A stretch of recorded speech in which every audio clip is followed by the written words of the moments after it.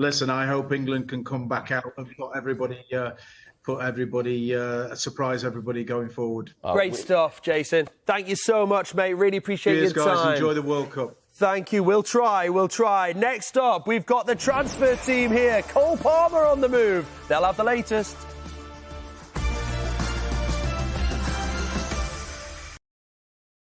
Shaw non-stop protection.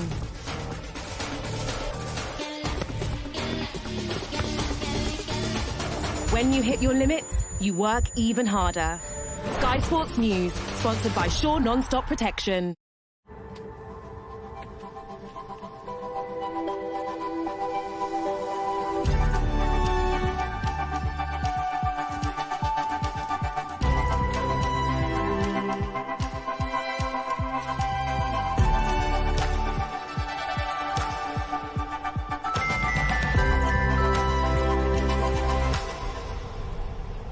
Easy.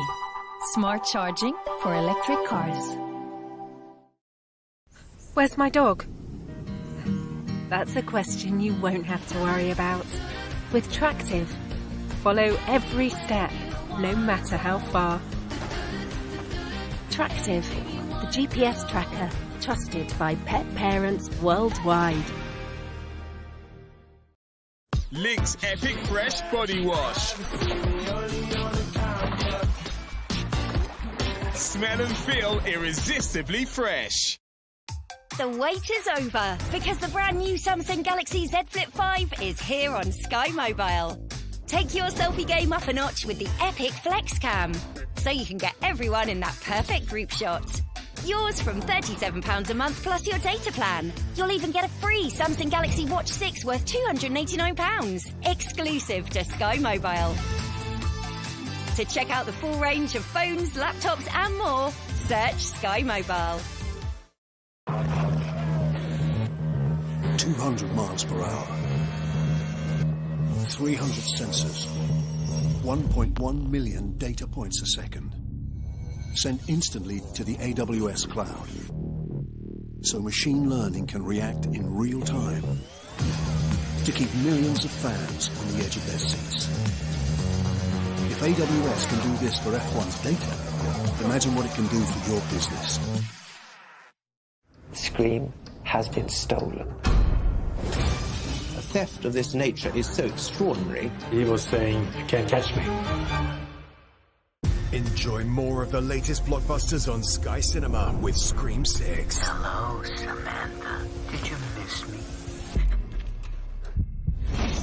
Run. He's gonna keep coming after us. I'm going to punish you, Sam. Better watch your back. You better watch yours. Scream 6, available the 8th of September on Sky Cinema. On Sky Store, you're in for epic adventures with a blockbuster August. My name's Miles Morales. Miles! Want to get out of here? I'm just trying to make strides in here. You want to get nuts? Let's get nuts. Something about you seems different. She got legs! This is not our war. Let them come. With over 10,000 movies at your fingertips, you're in for an epic month with Sky Store.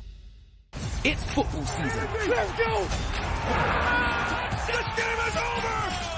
The extraordinary NFL, part of the world's greatest show. Strap yourselves in. It's a high octane ride. Buzzcocks is back, and we can't contain our excitement. Daisy just sounds like a chicken on every attack. Roisin Murphy said a run-in with an animal, haven't you? Sexual one, yes. It's not the story my researcher told me. They told me this show was like Songs of Praise. Brand new Never Mind the Buzzcocks. New episode every Wednesday on Sky Max. Can England continue their good form from the Ashes as they host Sri Lanka in a T20 series? Find out live on Sky Sports.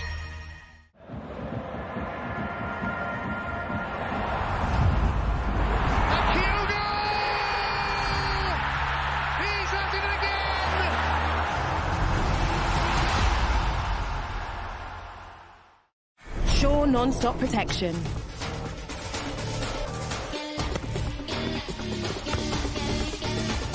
When you hit your limits, you work even harder. Sky Sports News, sponsored by Shaw Non-Stop Protection.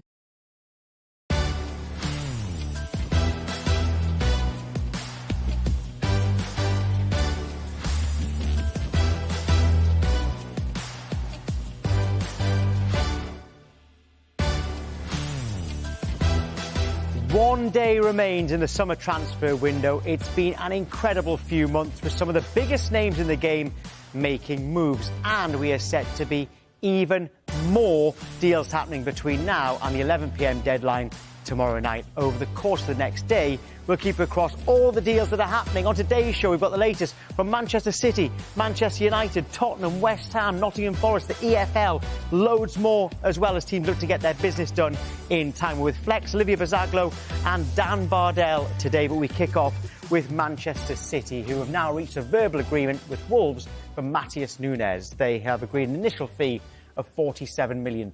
Tommy Doyle will go to Wolves on initial loan with a £4.3 million option and a significant sell-on clause. The deals are separate, but Doyle's move has helped with negotiations. Right, Dan, just remind us how this Nunes deal has come about.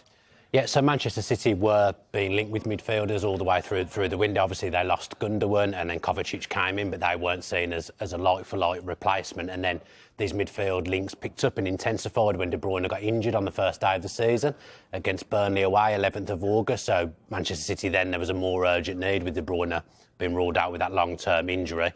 The deal for Paquetá fell through last week because the FA have, of course, opened this betting investigation against him. And from there, it seems that Nunes has been identified and essentially he's been on strike ever since. So Nunes offers a lot of things that the modern Pep side wants in terms of ball carrying. It feels like Pep's moving more towards that with the players that he identifies and the players that he wants to bring in now. And then from the Wolves' perspective, you know, bid's been rejected. They were reluctant to lose the player. But from their point of view, they need outgoings to be able to back Gary O'Neill and for him to bring in some of his own players. So it's been quite a turbulent summer for Wolves in the end. They've obviously lost those three Portuguese players, Neves, Moutinho, and now it looks like Nunes will be leaving as well. So a lot of upheaval to that Wolves midfield.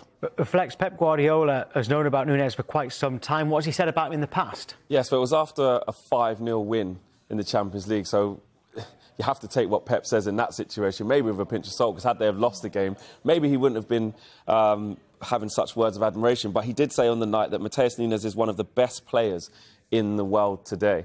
And that's Pep's words. So usually what happens is if Pep's in for a player, if Manchester City wanted him, then he must be good. But I do wonder what those quotes would have looked like had they not been on the right end of the result. And it was a really dominant performance, 4-0 up at half-time, got an extra one, and Pep was sort of digging out the Manchester City players and just really, you know, saying how good Sporting are, how competitive the league is and things like that. And he made sure he made it known how much he likes Matheus Nunes. So, Olivia, Matheus Nunes would come into the Manchester City midfield. In terms of their options, what are they now? Well, Dan mentioned, obviously, Rodri and Mateo Kovacic are obviously not direct competition for Matheus Nunes. I think with the KDB injury and the Gundogan, or losing Gundogan, I feel like you lose so much. We've spoken about it on this show a lot, how much they've lost in terms of goals and assists. I feel like Phil Foden is the player now that's probably going to be in direct competition with Matheus Nunes. I actually went up to Manchester and spoke to Phil Foden yesterday, and during one of the interviews, he did a couple. He said, I prefer to play more centrally. He said, I feel more involved in the game when I play more centrally. He obviously plays a lot on the right wing, but he doesn't want to be a right winger. They've obviously brought Doku in there. But Matheus Nunes, obviously, we know what he brings, and he's not one of those players that has a lot of numbers. 1 goal in 34 appearances for Wolves in the Premier League last season. So he's not going to be your Gundogan goals and assists, your KDB goals and assists replacement, but he does bring a lot to that Manchester City midfield. And it was a position that we all said at the start of the window that they did need to add to, and they've done that with Mateo Kovacic and now Matheus Nunes as well. Well, a story now that's caught many by surprise on social media, and Chelsea are close to finalising agreement with Manchester City for the permanent signing of Cole Palmer. One source has told us Palmer is expected to have a medical today. The deal is worth in the region of £40 million. I want to know what everyone at home thinks about this, because on social media it's got everyone talking. You don't have to be a Manchester City or Chelsea fan to give your opinion on this one. Cole Palmer from City to Chelsea. What do you think of it? #transfer talk on Twitter. We'll read some of those out. But Olivia, why would Manchester City, let's do it from their point of view, why would they let him go?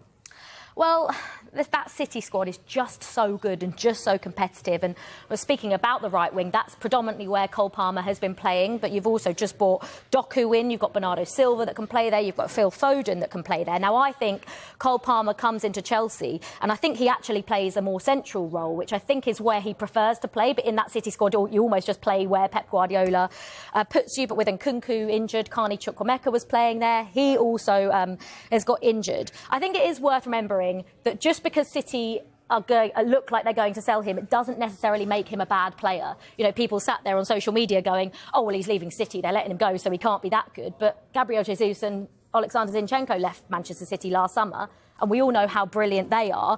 And Cole Palmer started the season so brilliantly, you know, came off the bench to score the goal in the Community Shield, started in the Super Cup, scored that goal as well, and he's played no minutes since that game. So I think it's hard for when a player wants a move as well. It does feel like Cole Palmer did want the move. It was something he was open to. And I think when a player wants a move and when you're not first, second or maybe even third choice at right wing, then the club maybe would be more willing to let him go. Well, you're absolutely right when we talk about if a player leaves Manchester City, it doesn't necessarily mean they're going to have a bad career. In fact, they've sold a lot of their young talent throughout the years, and Flex has been looking into that. I have, because this is something that Manchester City have done really, really well. And if we just take a walk over to here, I'm just going to go through some of the top 5 that I've managed to pick out that just kind of just come to the kind of cream of the crop, because big transfer fees as well and big players. Jadon Sancho obviously making his move at just 17. Started at Watford predominantly, but made his name at Manchester City, making a move to Dortmund. And it was, at the time, it was a big talking point. You know, Pep Guardiola's come into the football club, but he's backed himself to go away to Dortmund and then obviously going on to Manchester United, still waiting to see the best of Jadon Sancho. But he's really managed to back himself, and that is a player that, you know, young, homegrown English player who you would have thought maybe would have got opportunities at Manchester City, but at the time, Jadon Sancho saw it best for his career to move on, and we saw the numbers he put up at Borussia Dortmund definitely justifying his move. He was one of the top wingers in Europe before his move to Manchester United, as they tracked him for pretty much 2 years before he made that big move back to England. Another one that we've got is this guy here, Romeo Lavia. You know, 1 season at Southampton, absolutely fantastic, and was part of a huge bidding war alongside Moises Caicedo. He made a £14 million move from Manchester City to Southampton, and it was another one, came in from Anderlecht, came in and won things with the youth team at Manchester City, and managed to solidify himself, okay, of course, in a poor season in a team-wise for Southampton, but it was highly tipped. And as you can see, he's then gone on to make a £58 million move to Chelsea, and is obviously yet to play a game under Mauricio Pochettino. But you can see the thinking there. James Trafford, now the hero for England under-21s, massive save in the final, absolutely brilliant. But he's been on loan at Bolton during that season. He's made the best part of £19 million move to Burnley. Now, I don't know if Vincent Kompany's been on the phone to Pep, you know, little mates rate, something like that. But that is absolutely massive money for a player who hasn't featured for Manchester City in the first team, and is very much on the way up. And actually, that puts James Trafford as the 3rd most expensive British goalkeeper, behind only Jordan Pickford and Aaron Ramsdale. So staggering numbers for a player who hasn't actually established himself. The next 2 players I wanted to go on to, this one, Kieran Trippier. What a career Kieran Trippier has had.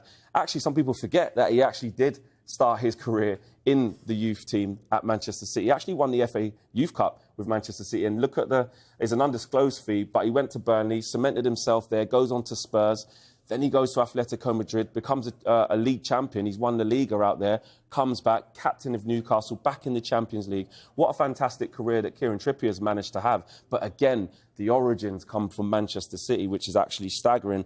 And lastly, Kasper Schmeichel.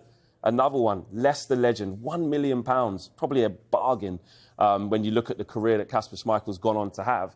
Won the FA Cup at Leicester, and most importantly, won the Premier League at Leicester, obviously now over there in France. But a fantastic career he's had. So what I want to pose to you guys watching at home and you guys is, what's more important? Is it more important to have a pathway for young players to come through the academy and get first-team appearances and be legends? Mason Mount's done it. You know, you look at the class of '92 at Manchester United.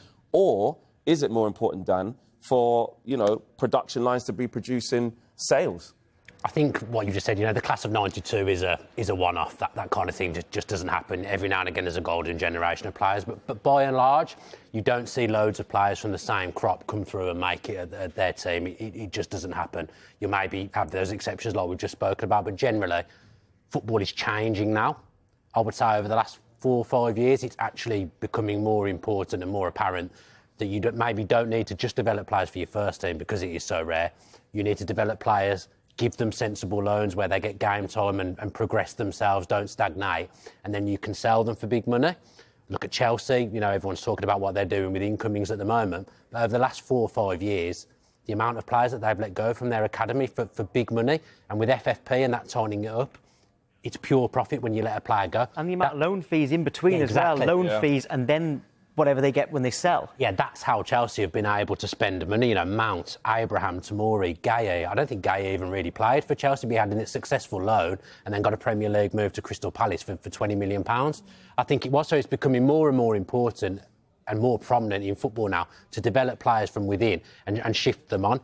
Man City, players you haven't mentioned, you know, Edozie, Bazunu last summer to Southampton, you know, selling those 3 players to Southampton alone last summer, that's enabled Manchester City a bit more wiggle room with financial fair play. I'm seeing my own team, Villa, this summer.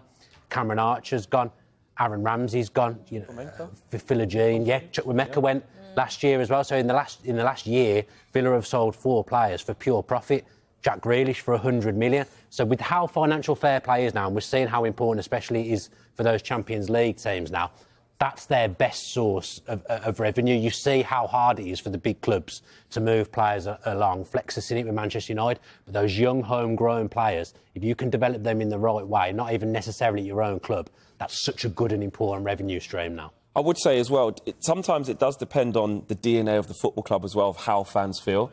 And I know this could be a slightly biased point of view from a Manchester United perspective, but if the club has been built off of having young players from a very, very early part of their history, i.e. Manchester United with the Busby Babes, that's been long-standing as part of Manchester United's DNA. That isn't always the way at many other clubs. Like I said, Chelsea's model's been completely different.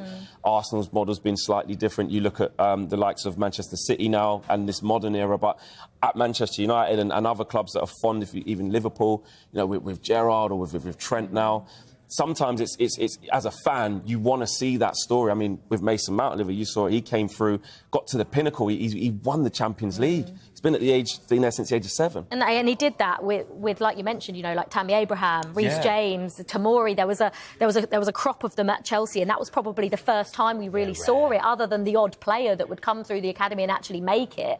But that transfer ban that happened when Frank Lampard got appointed actually was a blessing in disguise, I think, and that was the first time that Chelsea really had that crop of players all come through together at one point and get their chance. And now it's almost going the other way, I would say, especially at Chelsea, when you look at they're bringing in a lot of 16, 17, 18-year-olds. So they play at Chelsea, sending them out on loan and doing that way. So there's not that clear route anymore, and they're seeing the value of selling on these players that have come through the academy. So you're saying about Manchester United, I would say that's something they haven't done well over the last few years compared to the likes of Chelsea, compared to the likes of Manchester City. And who really was the last player that came through and played for the first team and really made it was probably Rashford. And that's a fair bit. I mean, Scott McTominay's come through and got over 200 appearances for Manchester United, which is fantastic. But if you're talking about hitting the heights and a top player in world football, definitely is Marcus Rashford.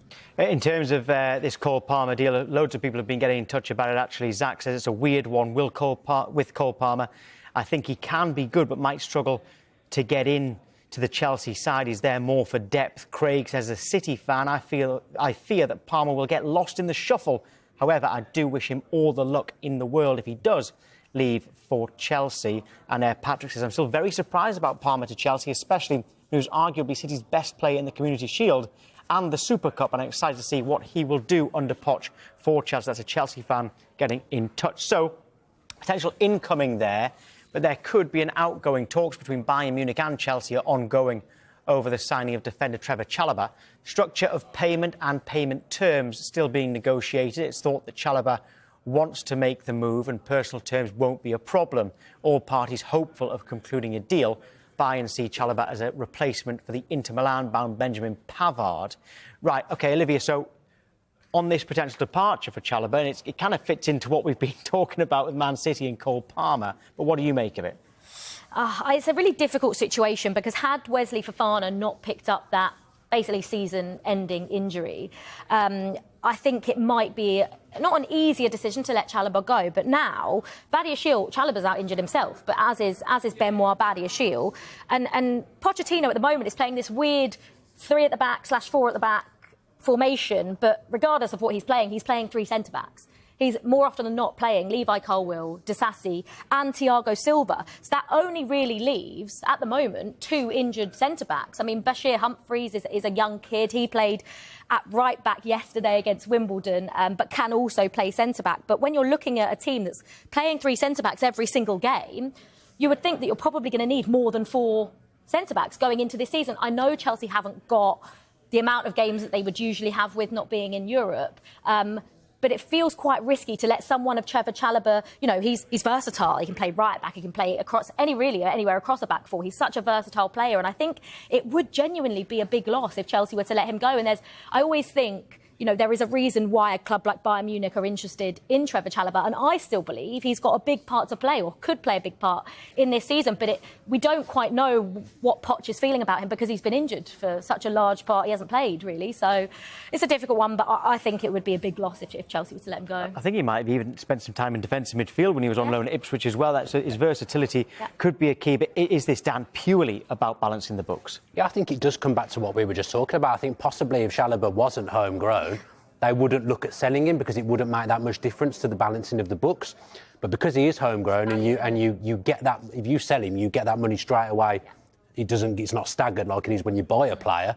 That's probably the reason they're having to look at it, because they've spent so much money again this summer. We can talk for all day about how much money Chelsea are spending and what they've done, but they are clever at shifting players, and I would also say they're good at doing it at the right time when players are at the maximum value that they're at. I think that's where Chalobah's at the moment. You know, the fact even buying a looking at him, you know, if he's going to an unbelievable side there, isn't he? It's not like you're not losing a player there that's going off to play for a lesser team. He's going to Bayern Munich to play in the Champions League. So it's actually a good move for the player as well. Yeah, it seems like all parties want this to happen. A couple more on Cole Palmer. Sam says, I think it is a bit of a surprise. I think Cole is one of England's future talents and needs game time to test himself. He thinks he's a super talent. Ian, he's questioned the deal, saying Palmer wanted first-team football. How is he going to get that with all of the Chelsea midfielders that they've signed? Is he going to play 38 games and European games and cup games in the future at Chelsea? So he's not so sure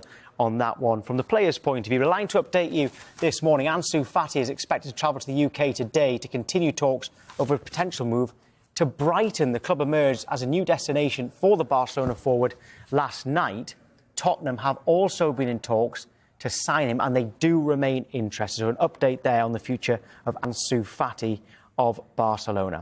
Right, loads still to come as Manchester United look to sign Sofian Amrabat and Marc Cucurella.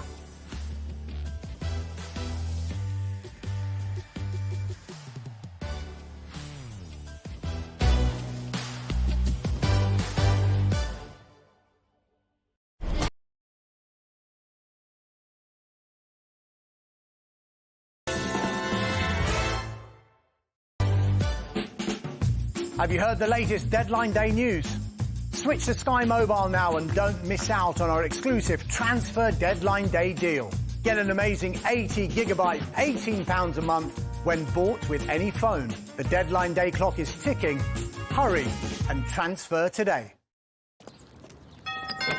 Hi, I've come about the leak. Come on in. It's the bathroom at the top of the stairs. I'll pop the kettle on. Oh, lovely. It's a bit of a tricky one.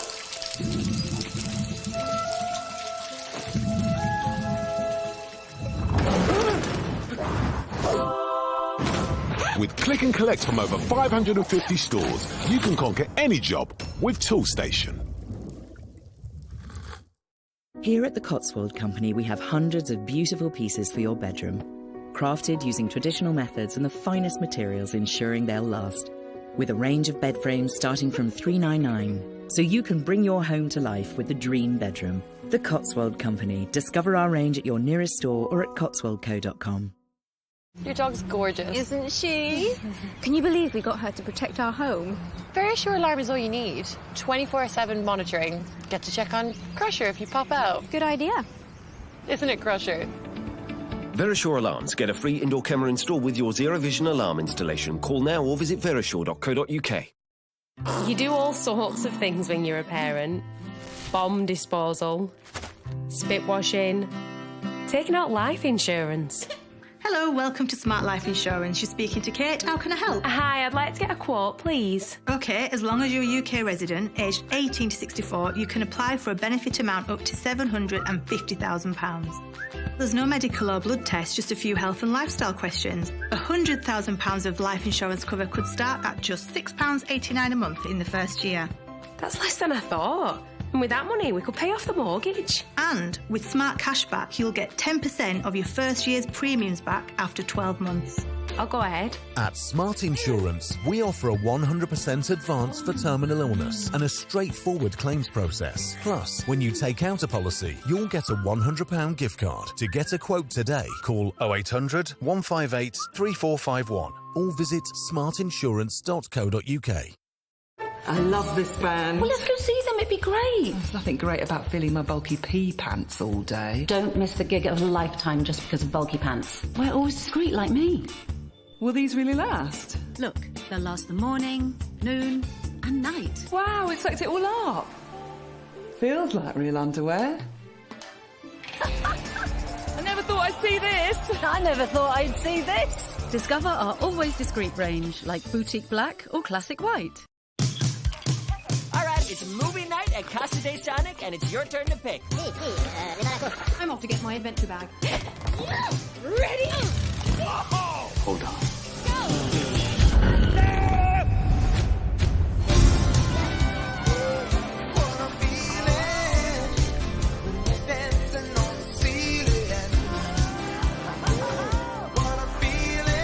Enjoy an amazing collection of adventure movies guaranteed to turn your world upside down. I think I'm quite ready for another adventure. Sky Cinema Family Adventure, available now.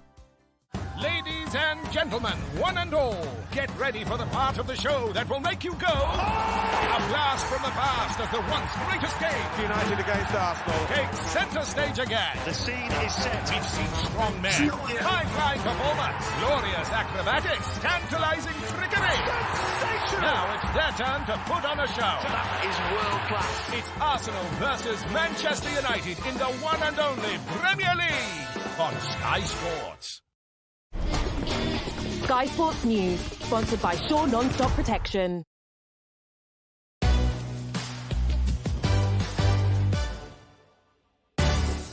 Quick line to bring you from Sheffield United. They are close to finalising a loan move for Leicester City left-back Luke Thomas. He'd previously been linked with a move to Leeds United. He's one of several players Leicester are looking to offload in this window. There'll be more EFL news to come in about 15 minutes' time. Right, this is Good Morning Transfers, and Manchester United could be set for a busy 24 hours. After months of speculation, the club are now in talks with Fiorentina over the signing of midfielder Sofian Amrabat, who is now their primary target. It's understand the club are looking at a loan deal. As it stands, Fiorentina will not entertain a straight loan and will likely only sanction a deal if it came with at least an option/obligation to buy. Right, Flex, how happy would you be with Amrabat? Yeah, I mean, at this stage of the window with Manchester United definitely needing reinforcements in midfield, very happy. I think he's a player who can tick a lot of boxes for what Manchester United's midfield needs right now. If you look at the physicality aspect, he's good on the ball, he can play deep, and he can travel with the ball as well, and he's very good at breaking up play. So those are things that Manchester United need. And again, it's another player that Erik ten Hag has history with. It's a common pattern at Manchester United with the types of players that they've brought in. Erik ten Hag seems to have some sort of a relationship with them along the way. So I do think it'll be a positive signing for Manchester United. And a much-needed one. It's not certain. Manchester United obviously potentially working on that deal, but it isn't certain and looking for a last-minute deal. This is what I can't understand is why Manchester United, Flex, have left this so late. This was a name, genuinely, I think on the first day of these shows, we were talking about Manchester United being linked with Sofyan Amrabat and identifying him as exactly the player and profile that Manchester United needed. Now, we can understand maybe not doing a deal that early, but it was quite clear that after that first Premier League game of the season against Wolves, despite the result, that it was glaringly obvious that Manchester United needed a defensive midfielder to play alongside or instead of when Casemiro perhaps doesn't play, but definitely to play alongside Casemiro. So why do you think they've left it until the day before transfer deadline day to try and get a player over the line that they possibly could have done 2, 3, even 4 weeks ago? Good morning, transfers. Obviously, transfer talk. It's exciting. It's given us something to talk about, isn't it? Exactly. So that's thank you, all. Man I United. want to make sure that us, when we come in, we've got plenty to talk about. Last year, it was Frankie de Jong. This year, it's now Amrabat. It's how Manchester United always operate. And look, is it a worry? Is it a worry? Absolutely is a worry because, you know, you want to get your deals done early, and it seemed like Manchester United had started the window really early and got players that they wanted. 3 key positions, Rasmus Højlund, Andre Onana, and a midfielder in Mason Mount. And I know Manchester United are really happy internally with how they had the early stages of the market. And then you're looking at outgoings, you know, trying to be astute within FFP. That has been an issue, money not being readily available, to now looking at sort of a loan deal potentially for Amrabat when he's been waiting, training alone, according to reports from the Fiorentina squad. You know, I feel quite bad for him, actually. You know, probably been told, sit and wait for us, we'll be there. And he's looking at his watch, he's saying, tell you what, there's a day and not too many hours left. So hurry up. So it is a worry that Manchester United find himself in this position. Last year it was losing a couple of games and then it was Casemiro and Anthony. So it is a common theme at Manchester United. I was going to defend them. Hang on a minute. We've got some big breaking news now because Manchester City have agreed a deal to sign Matheus Nunes from Wolves for £53 million. It'll be a club record sale as far as Wolves are concerned. The fee, it's higher than the £47 million verbal agreement, but City will pay more within a different payment structure, which normally means they pay it over a longer period of time. You pay more, but there's not so much going out your bank account each month. So no add-ons apart from a 10% sell-on fee on any profit that Manchester City make on Nunes. With paperwork now agreed, it's in the final stages, and Nunes has been given permission to travel to Manchester and have a medical. Now, separate deal, we've been telling you about this, it's still the case. Tommy Doyle will have a medical today for a season-long loan with Wolves. €5 million option, so we're saying that's about £4.3 million at the moment. But listen to this, Manchester City have a 50% sell-on fee on any profit that Wolves make on him, which I guess, it seems like a very low fee for Doyle. But if they then sell him for a big profit, 50% of that profit will go to Manchester City. A clever business there from them. But Olivia, on Nunes himself, this is another situation of Manchester City. Although, again, they have left it late with different circumstances here because they were in for Paquetá. De Bruyne got injured. They wanted Nunes. And they've got him. And it looks like they've got him. Yeah, in Manchester City, usually when they go for someone, they tend to get them because who doesn't want to play for Manchester City? It looks like they're letting Cole Palmer go again, so it's one attacker out, potentially, and another attacker in. He will fill that midfield, sort of forward, sort of free role in the centre, you would think. I think for Wolves, I think Gary O'Neill is probably just glad it's over with now because he's had quite an up and down time to start to his time at Wolves. And I think this was another thing he probably didn't want to have to deal with, Matheus Nunes going on strike. But I think it's good for all parties. Now they've got Tommy Doyle in. Matheus Nunes can make that move to Manchester City and Wolves can crack on with the rest of their season. And Manchester City have completely interrupted our chat on Manchester United, which I'm sure their fans will take the headlines, don't they? They have done today, I'm afraid, Flex. But don't worry, because in Transfer Talk, we will revisit Manchester United, I promise. Right, a reminder of that breaking news there. It's that Manchester City have agreed a deal to sign Matheus Nunes. It's £53 million. More on that to come. And we've got news from the EFL.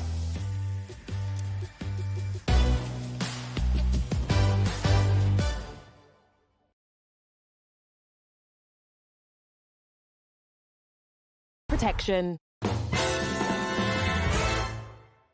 A lot has happened since my big fat Greek wedding. My father's last wish was for us to go to Greece. Oh, yeah.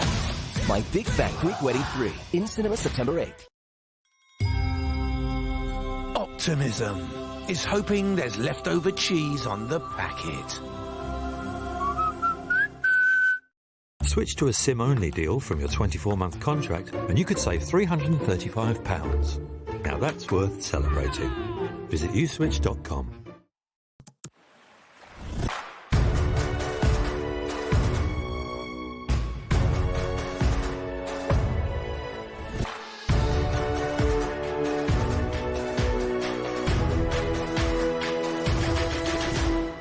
Voyage privé.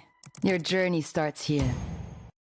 Welcome to Tesco Mobile, where summer is fully loaded and so are our deals. Get a massive 60-gig SIM for only £13 a month with Club Card prices, saving you £48. And what's more, we'll also give you an extra £20 worth of Club Card points, so you can load up on even more. This is Supermarket Mobile. To switch, pop in store or search Tesco Mobile. Every little helps. Playing bingo at Tombola is about being part of our community and having fun. And to keep it fun, most of our players use our safe play tools to set their limits and stay in control. I've got a weekly deposit limit just so I can keep within my own budget. The app and the site just gives you so much support, like your limits and everything. Keep it fun, chat with friends, and play safely at Tombola.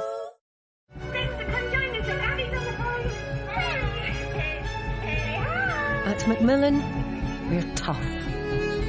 And we're tender. Whatever it takes to help people living with cancer. But we can only do it with your help. 200 miles per hour. 300 sensors. 1.1 million data points a second. Sent instantly to the AWS cloud. So machine learning can react in real time to keep millions of fans on the edge of their seats. If AWS can do this for F1's data, imagine what it can do for your business. Strap yourselves in. It's a high-octane ride. Buzzcocks is back, and we can't contain our excitement. Daisy just sounds like a chicken on every attempt. Roisin Murphy said a run-in with an animal, haven't you? Sexual one, yes. Not the story my researcher told me. They told me this show was like Songs of Praise. Brand new Never Mind the Buzzcocks. New episode every Wednesday on Sky Max. I was a world champion 4 times over, but I consider myself a failure. Wake up! It wasn't supposed to end this way. Sky Sports News, sponsored by Shaw Non-Stop Protection.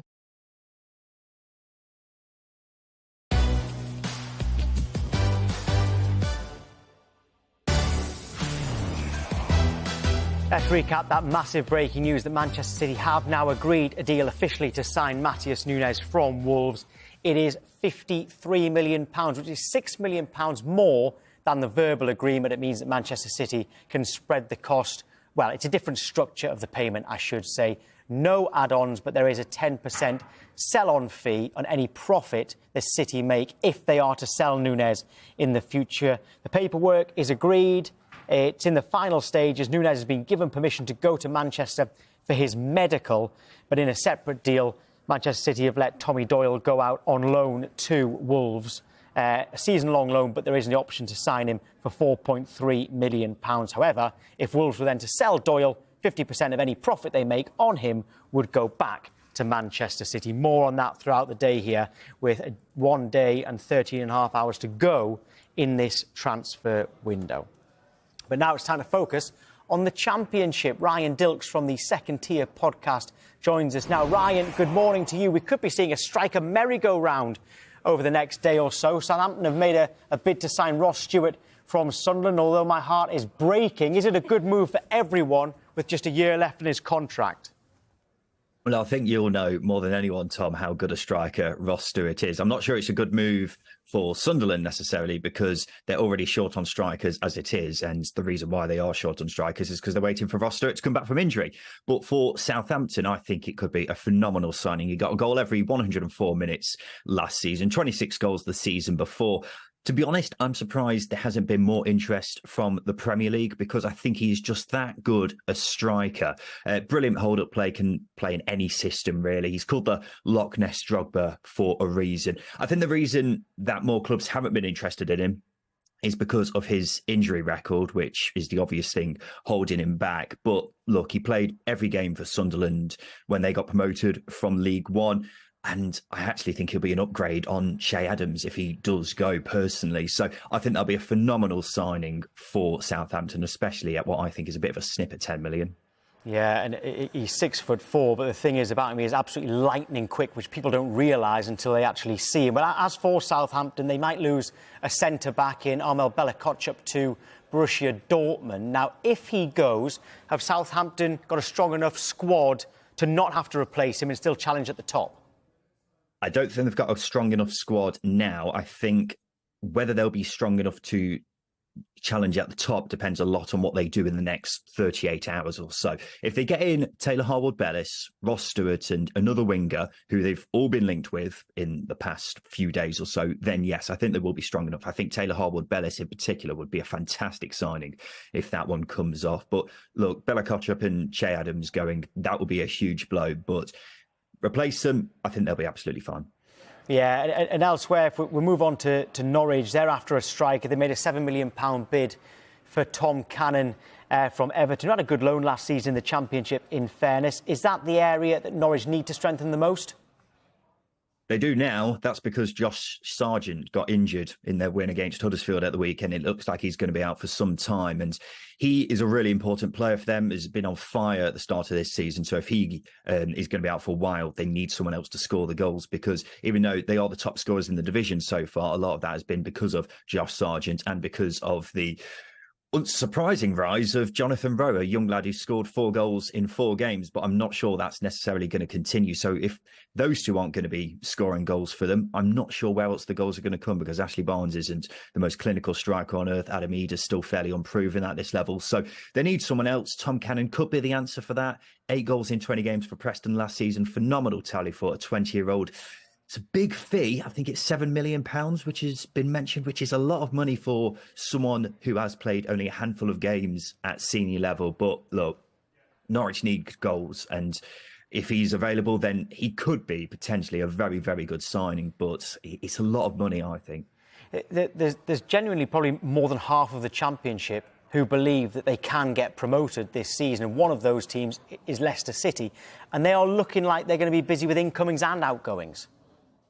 They do. They really, really do. I think it's more likely that we're going to see outgoings rather than incomings, because I think if anyone does come in through the door, it will depend on who leaves in the next 38 hours. Iheanacho, Ndidi, Luke Thomas, Patson Daka, they've all been linked with moves away. And I think, well, Luke Thomas seems like he's definitely going out the door. And then the others, I think Leicester will be quite happy to get them off the wage bill and bring in some players who would probably be more suited to playing in the Championship, be a bit more motivated playing the Championship. So let's wait and see who goes out the door before we start wondering who's coming in at Leicester. I think that's going to be the big thing for them. But even if they do lose those players, I still think that Leicester squad is incredibly strong at this level. Loads of clubs, certainly if you ask their fans, are expecting to sign a lot of players between now and the deadline tomorrow night. But which Championship club do you expect to be the busiest between now and then? I think Southampton, undoubtedly, as we were just talking about, with the players who are coming and going there, I think they'll be probably the busiest. But I think another one will be Leeds, mainly because of their delayed takeover. It's taken a while for them to really get going in the transfer window, and they've only really got going in the last 3 or 4 weeks.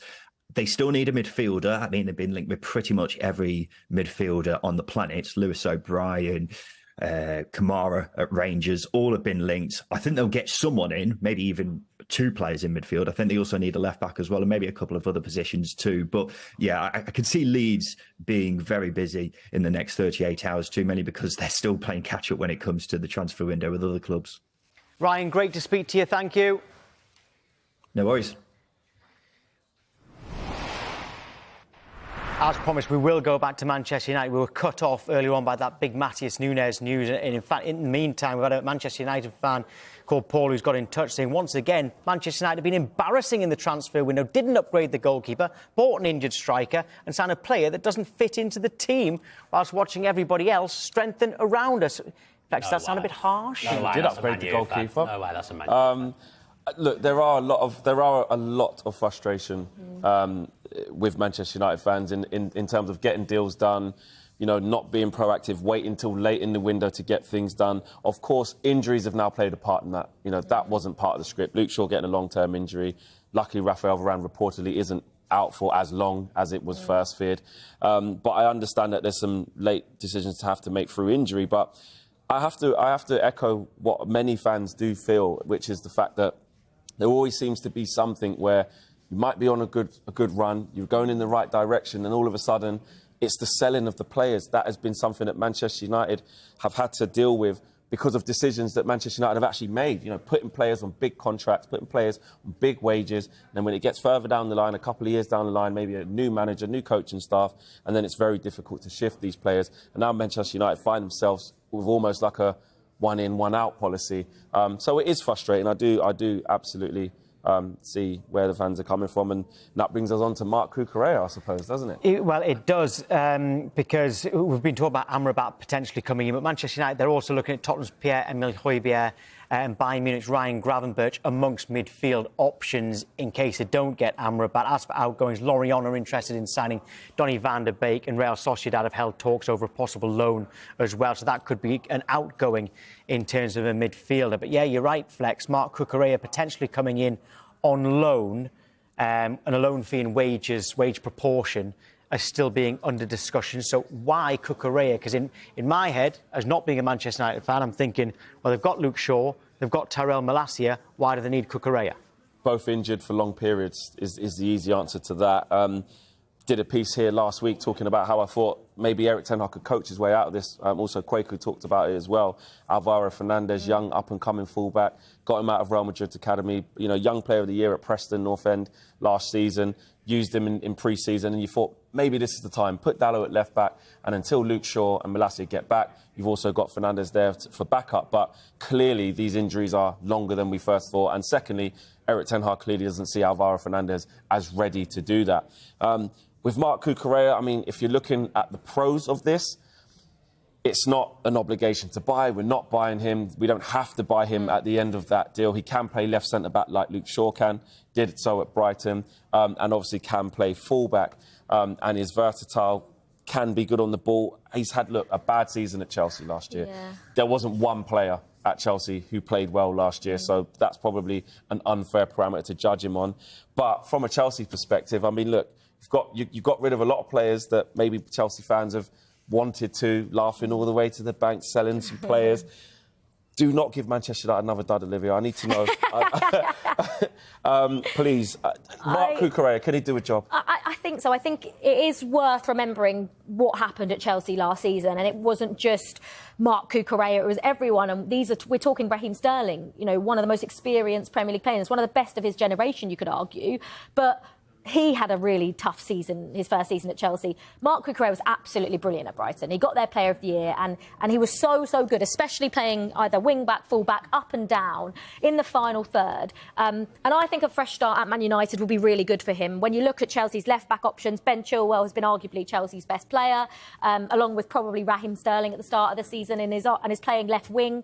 You've got Pochettino almost prefers Levi Colwill at left-back when he's a centre-back. You've got Ian Maatsen that can also play there as a left-back, and I think those three players are quite clearly preferred over Marc Cucurella. But that, again, that's not to say he's a bad player. He is a very good player, and I just think a fresh start would be perfect for him, and hopefully, you know, he's a lovely guy, he's a really likeable character, and I really hope if he does go to Manchester United and he plays every week that Erik ten Hag can get the best out of him, because we know Erik ten Hag has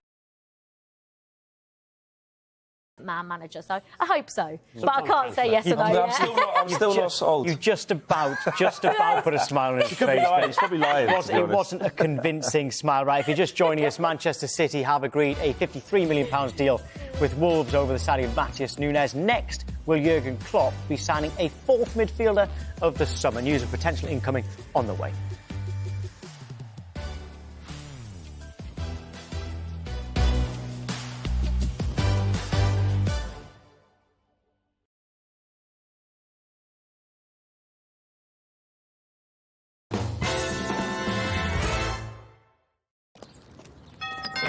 Hi, I've come about the leak. Come on in. It's the bathroom at the top of the stairs. I'll pop the kettle on. Oh, lovely. It's a bit of a tricky one. It's a bit of a tricky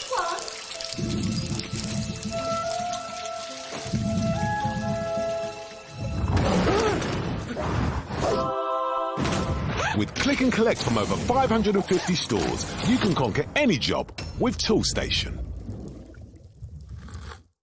What's better than enjoying a half-price SIM for half a year? Enjoying a half-price SIM at £15 a month with unlimited data. Plus data gifting. That means all the data you can eat and big slices to share with family who need it. All on the UK's best network. Count on EE to keep your family connected. Get next summer sorted with TUI. With free kids' places available even in the school summer holidays. Plus low deposits of just £25 per person. Or a £0 deposit when you spread the cost by direct debit. Next summer's holidays sorted. TUI. Live happy. Financially protected by Atoll. Your dog's gorgeous. Isn't she? Can you believe we got her to protect our home? Verisure alarm is all you need. 24/7 monitoring. Get to check on Crusher if you pop out. Good idea. Isn't it, Crusher? Verisure alarms. Get a free indoor camera installed with your Zero Vision alarm installation. Call now or visit verisure.co.uk. Paddy Power Bingo gives you the chance to win cash prizes from free games every day. Ladies and gentlemen, suitor number 10. I swipe left, footman. Number 3. Oh, catfishing again, I see. Number 66. The only way is exit. Miss Bingoton may be unavailable, but Paddy Power Bingo is free every day. Aw, one for my mum. Pets aren't just animals, they're part of our story. Our bedtime guardians. Our personal trainers. Our travel companions. Our work besties. Our snuggle buddies. Our family. And that's why we exist. With cover to suit your budget, Animal Friends is here so you can create more stories together. Plus, every pet policy comes with an added purpose, helping us donate millions to animal welfare charities worldwide. Animal Friends, because all good stories start with a tale. Get a quote today at animalfriends.co.uk. Enjoy more of the latest blockbusters on Sky Cinema with Scream 6. Hello, Samantha. Did you miss me? Run. He's gonna keep coming after us. I'm going to punish you, Sam. Better watch your back. You better watch yours. Scream 6, available the 8th of September on Sky Cinema. It's football season. Let's go! This game is over! The extraordinary NFL, part of the world's greatest show. Sky Sports News, sponsored by Shaw Non-Stop Protection.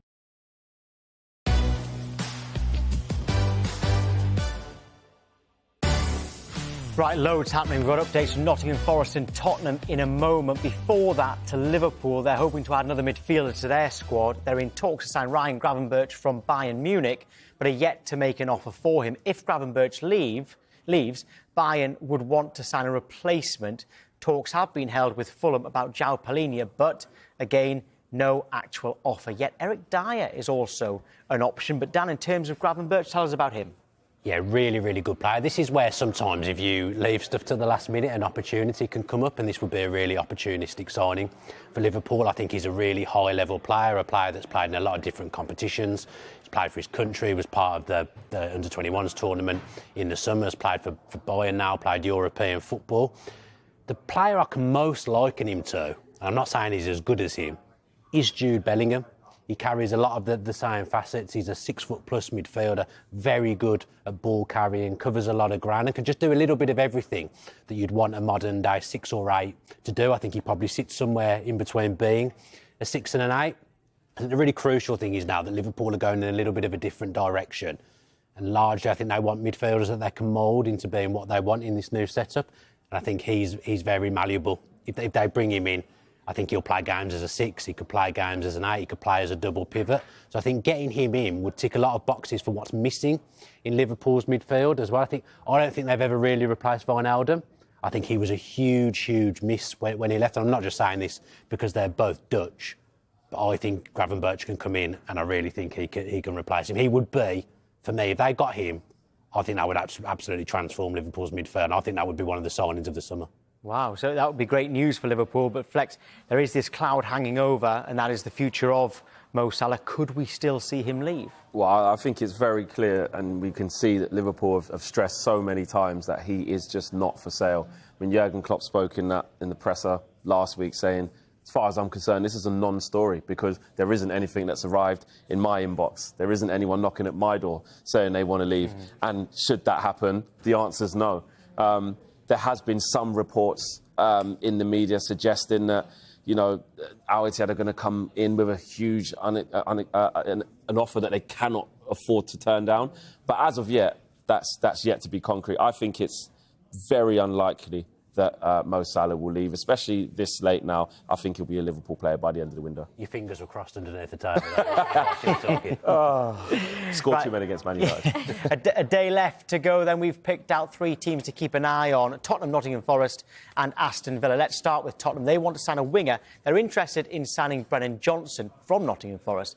They also have a long list of players that they could even sell or loan. They would like to actually get rid of them. So, but Flex here, winger, yes, OK, fair enough. But should they sign a striker? It's very easy to say yes, for the obvious reasons. Obviously, Harry Kane, one of the best strikers in the world, one of the best strikers the Premier League's ever seen. How do you replace those goals? And you've got the best part of 100 million in your back pocket. Obviously, there's never going to be a like for like, but try and get another number 9. And secondly, you look at Richarlison playing in that number 9 spot, and I think it's an understatement to say he's struggling for goals. Works really hard. And Postecoglou will probably like that, but he's lacking in the goals department. So I do see why they should be looking for a striker. Son looked better when he did play through the middle as well. You know, he's got an eye for goal. He can shoot on both feet. He's definitely a clinical finisher when given opportunities. So the fact that they're looking at that sort of hybrid players like a Brennan Johnson, they were interested or are still interested, according to reports, in Ansu Fati. Wide players who predominantly can come from out to in and contribute with goals. But if I'm a Tottenham fan, I'm saying I think we do need another striker because it's a lot of burden on Richarlison, who clearly is low on confidence and not scoring, and Son as well. Well, we understand that Tottenham are willing to listen to offers for a number of players, including Tanguy Ndombele, Davinson Sanchez, Hugo Lloris, Eric Dyer and Sergio Reguilon. Right, I need to take a deep breath here when we go to Nottingham Forest because loads is happening. They're in talks with Fenerbahce over the signing of striker Michy Batshuayi. Forest thought they'd signed him on deadline day last summer, only for the deal to fall through late on. They're also pushing to sign Leicester midfielder Wilfred Ndidi. Nuno Tavares has completed a medical at the club ahead of his loan move from Arsenal. Corinthians defender Murillo has had his medical, with Forest formal announcement expected soon. That's not all. Nottingham Forest are close to agreeing a deal to sign Chelsea forward Callum Hudson-Odoi. Broad agreement between the clubs, just the final details being discussed. Nottingham Forest close to agreeing a deal as well, worth about £7.5 million with Benfica for goalkeeper Odysseus Vlachodimos. That's it, all right? Not much happening at Nottingham Forest. I'm joking, of course. Olivia, this is now starting to look a little bit more like last summer. Yeah, I feel like I was about to sit here and say, well, they haven't signed that many players, but if they get all of them over the line, then they absolutely have. And like you've just mentioned, Tom, they have been linked to a few big names. And I also think just because you sign players late in the window doesn't mean it's erratic, doesn't mean it's not going to work. And Wilfred Ndidi, I think, would be a brilliant signing. You know exactly what you're getting from a player like him. And the one I thought there is Callum Hudson-Odoi. Before he got that injury for Chelsea, 3 or 4 years ago, he was playing really well. He was this wonder kid, never quite lived up to that expectation, but there was a reason why Bayern Munich came in with a £70 million offer for Chelsea. They didn't accept it, and since then it hasn't quite worked out. What I would say, he never really got a proper chance, never got regular playing time. Went to Bayer Leverkusen last season, didn't quite work out for him either, but I still think this would be a really good move for him in general. But I also think if he comes in, that does mean that perhaps Brennan Johnson is on the way out. OK, Dan, you've got about 25 seconds. Could Villa be busy? Yep, Longley looks like he's going to come in from Barcelona, a player the sporting director Monchi's worked with before. That would be cover for Tyrone Mings for the season. Obviously, he's had a bad injury. Villa fans would like to see one more attacking player come in. I'm not sure that they will see that player coming in, but I definitely think there's space for it. And if they don't, I think there's so much trust in Emery. I kind of don't care. So they might sign it forward, they might not. Just so you know, he does care, I can assure you. Right, OK, remember, it is deadline day tomorrow. Bumper show for us because we are here from 7 a.m. until 10 a.m. That's Good Morning Transfers. And Transfer Talk is a bumper edition as well. It's from midday, but it's until 2. And tonight, talking of bumper editions, the Transfer Show is extended as well. It's 5 p.m. until 8 p.m. It also includes the Champions League draw. But next, it is the football show. More transfer news to come, and we'll show you how Rangers' Champions League hopes unfortunately came to an end.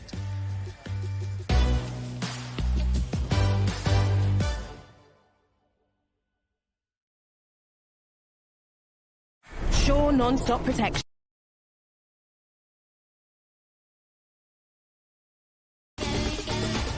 When you hit your limits, you work